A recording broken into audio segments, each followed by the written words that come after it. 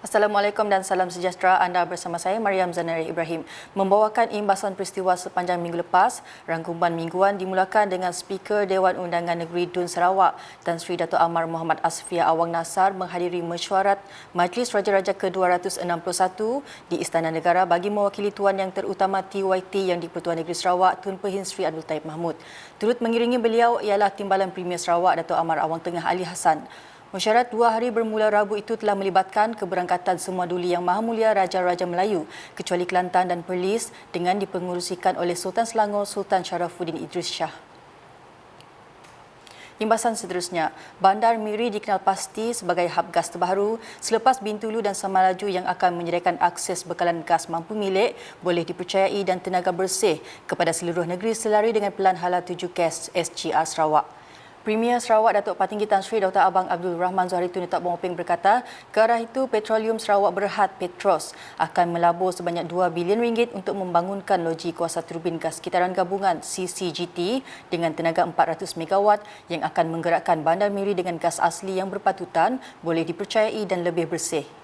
Katanya loji tersebut akan meningkatkan bekalan kuasa di Miri di mana Petros akan menjalinkan kerjasama dengan Sarawak Energy bagi menjayakan projek tersebut. Beliau berkata demikian dalam sidang media selepas mempengerusikan mesyuarat jawatankuasa penyelarasan pembangunan negeri SDCCM di Miri baru-baru ini. Dalam sidang media sama, Premier Sarawak menjelaskan kerajaan Sarawak telah meluluskan peruntukan sebanyak 238 juta ringgit untuk melaksanakan projek mendalamkan muara Sungai Baram.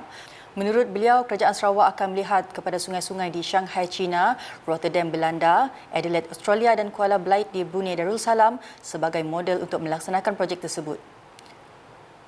Menyentuh perkara lain, Premier Sarawak berkata kerajaan Sarawak juga bercadang untuk membina pelabuhan di Lawas susulan cadangan pelaburan penubuhan kompleks petrokimia di bandar itu. Kerajaan Sarawak juga, ujar beliau, akan meneruskan pembinaan loji air terawat di Mulu bagi memastikan penduduk di situ mendapat bekalan air bersih.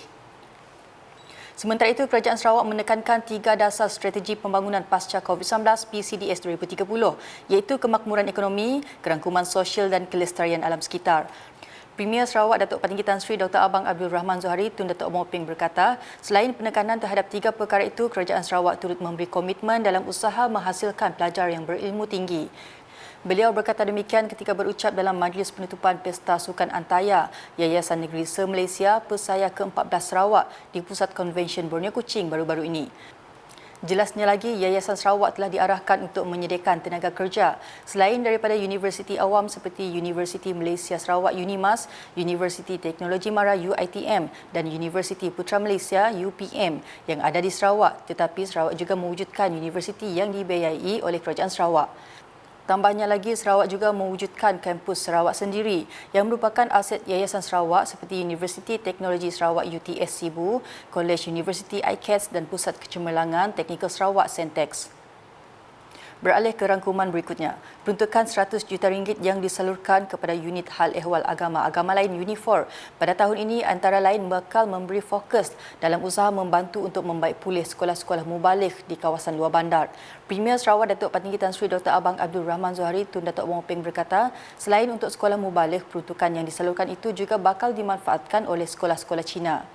Beliau berkata demikian kepada pemberita selepas menghadiri Forum Minggu Keharmonian Antara Agama Malaysia 2023 edisi ketiga di Kuching pada Isnin.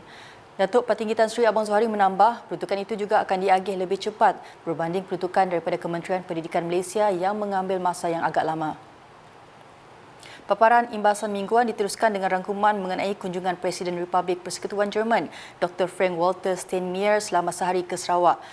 Dr. Frank-Walter selamat tiba di Terminal Lapangan Terbang Antarabangsa Kuching LTAK pada Sabtu di mana beliau meninjau alam semula jadi dan perlindungan iklim di Kuching dengan memulakan lawatannya ke Telaga Air yang merupakan destinasi ekopelancongan wajib pengunjung dari luar Sarawak dengan jarak lebih kurang 32 km dari pusat Bandar Kuching.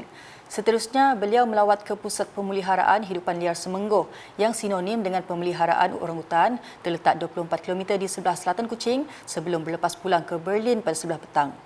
Kuching menjadi persinggahan terakhir Dr. Frank-Walter dan isteri sempena lawatan ke Malaysia dari 16 hingga 18 Februari sebagai sebahagian usaha berterusan mengukuhkan hubungan erat yang sedia terjalin memandangkan Jerman merupakan rakan dagangan terbesar di Malaysia dalam kalangan negara Kesatuan Eropah EU. Selain bertujuan mengukuhkan hubungan dua hala, lawatan kerja beliau itu juga untuk melihat sendiri komitmen Sarawak dalam menangani perubahan iklim di samping melindungi hutan hujannya. Saya Mariam Zanariah, teruskan kesetiaan bersama kami.